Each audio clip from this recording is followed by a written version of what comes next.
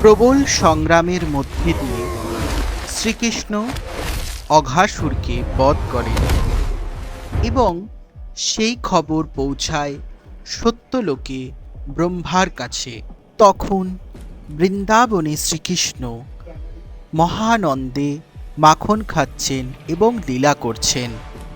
এমন সময় ব্রহ্মা স্থির করেন যে তিনি শ্রীকৃষ্ণের পরীক্ষা নেবেন এবং তিনি শ্রীকৃষ্ণের বনে প্রবেশ করার পূর্বেই তার সমস্ত বন্ধু এবং বাছুরদের অদৃশ্য করে দেন এবং ব্রহ্মা সমস্ত শিশু এবং বাছুরদের ব্রহ্মলোকে নিয়ে গিয়ে মোহনিদ্রায় আচ্ছন্ন করে রাখেন। অপরদিকে শ্রীকৃষ্ণ বনে পৌঁছে সব কিছু বুঝে নিজেই তার বন্ধুদের রূপ ধারণ করে লীলা চলতে থাকে। একদিন ব্রহ্মা ওই স্থানে এসে উপস্থিত হয়ে দেখতে পান যে সেখানেই কৃষ্ণ তার বন্ধুদের নিয়ে দিব্য লীলা করেছেন। ব্রহ্মা তো অবাক হয়ে যান। সেই সময় শ্রীকৃষ্ণ অসংখ্য বিষ্ণু স্বরূপ হয়ে ব্রহ্মার সামনে তার লীলা প্রকাশ করেন এবং বোঝান যে তিনি বিশ্বেশ্বর। সেই সময় ব্রহ্মা লক্ষ্য করেন শ্রীকৃষ্ণের কাছে অসংখ্য ব্রহ্মা, কাউর 10টা মাথা, কাউর চতুর্মাথা, কাউর তারও বেশি। তখন ব্রহ্মা বলেন, হে প্রভু, আমি ব্রহ্মা, কিন্তু এখানে তো অনেক ব্রহ্মার অবস্থান। শ্রীকৃষ্ণ বলেন, হে ব্রহ্মা, তুমি আমাকে চিনতে পারোনি। এই সমস্ত ব্রহ্মা অন্য ব্রহ্মাণ্ডের, তুমি শুধুমাত্র এই সৃষ্টির ব্রহ্মা, কিন্তু এছাড়াও অসংখ্য ব্রহ্মাণ্ড আছে। ব্রহ্মা বুঝলেন শ্রীকৃষ্ণই পরম ব্রহ্মস্বরূপ এবং বারবার প্রণাম করলেন। নমস্কার বন্ধুরা, আমি রাহুল। আর এই বর্ণনা আমরা প্রথম পাই আজ থেকে প্রায় 5000 বছর আগে, আনুমানিক 3100 খ্রিস্টপূর্বাব্দে লিখিত রূপে। আর এখানেই সনাতন ধর্মের জ্ঞান এবং বুদ্ধির পরিচয় পাওয়া যায়। এরপর 1857 খ্রিস্টাব্দে বিজ্ঞানী হিউ এভারিস্ট মেনি ওয়ার্ল্ডের ইন্টারপ্রিটেশন মানুষের সামনে তুলে ধরেন। তিনি বলেন, বাস্তবে কোয়ান্টাম সিদ্ধান্তের প্রত্যেকটি সম্ভাবনা অন্যান্য মহাবিশ্বে ঘটে। এরপর আরো তত্ত্ব প্রকাশ্যে আসে এবং 1980 সালে কসমিক ইনফ্লেশন এবং তার পরবর্তীকালে 1990 থেকে 2000-এর মধ্যে স্ট্রং থিওরি অফ মাল্টিভার্সের তত্ত্ব প্রকাশ্যে আসে।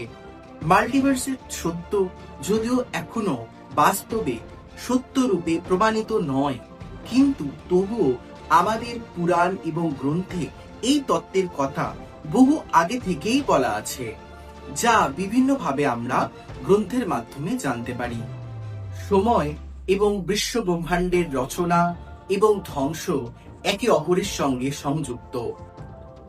বৈদিক বিশ্বতত্ত্বে ব্রহ্মার একদিন 4.32 বিলিয়ন ইয়ার্স, একই রকম ভাবে এক রাত্রি 4.32 billion years, total 8.64 billion years.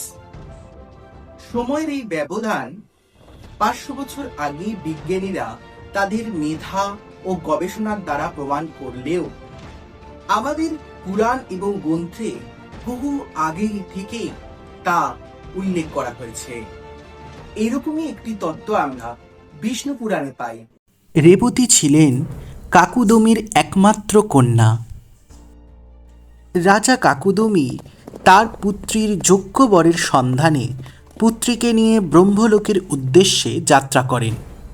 রাজা কাকুদমি এবং তার পুত্রীকে ব্রহ্মলোকের দারোয়ানরা আটকে দেন, কারণ ব্রহ্মা গন্ধর্বদের একটি সঙ্গীত পরিবেশনা সেই সময় শুনছিলেন। তাই তারা ধৈর্য ধরে অনুষ্ঠান শেষ না হওয়া পর্যন্ত অপেক্ষা করতে থাকলেন। তারপর রাজা কাকুদমি ব্রহ্মদেবকে রেবতীর জন্য যোগ্য বর খুঁজে দেওয়ার কথা জানালেন। ব্রহ্মা জানালেন যে সময় বিভিন্ন স্তরে বিভিন্নভাবে চলে। ব্রহ্মলোকে যে অল্প সময় তারা ছিলেন, পৃথিবীতে 27টি চতুর্যুগ অতিক্রান্ত হয়ে গেছে। তাই রেবতীর সময়ের সমস্ত ব্যক্তি পৃথিবীতে আর বেঁচে নেই। রাজা কাকুদমি বিস্ময় ও সংখ্যায় আসন্ন হয়ে পড়েন। ব্রহ্মা তখন জানায় পৃথিবীতে দাপর যুগ চলছে এবং কৃষ্ণের ভাই বলরাম রেবতীর যোগ্য বর। ব্রহ্মার কথা মতো বলরাম এবং রেবতীর শুভ বিবাহ সম্পন্ন হয়। আর এভাবেই আমরা বুঝতে পারি আমাদের প্রাচীনকালে ঋষি মুনি এবং আরো বিদ্বানদের বিভিন্ন গ্রহ নক্ষত্র এবং সমস্ত গ্রহের নক্ষত্রের চক্র সম্পর্কে সম্পূর্ণরূপে জ্ঞান ছিল। হিউজ কসমিক টাইম অর্থাৎ যুগ মন্বন্তরের জ্ঞানও আমাদের ঋষিমণিদের ছিল। নক্ষত্রের চলন এবং তাদের গোচর সম্পর্কেও তাদের গভীর জ্ঞান ছিল। মাল্টিভার্স হায়ার ডাইমেনশনের ধারণাও তাদের কাছে ছিল। বিভিন্ন স্তর, বিভিন্ন লোক এবং সেই লোকে আলাদা আলাদা সময়ের বন্টন সম্পর্কেও তাদের গভীর জ্ঞান ছিল।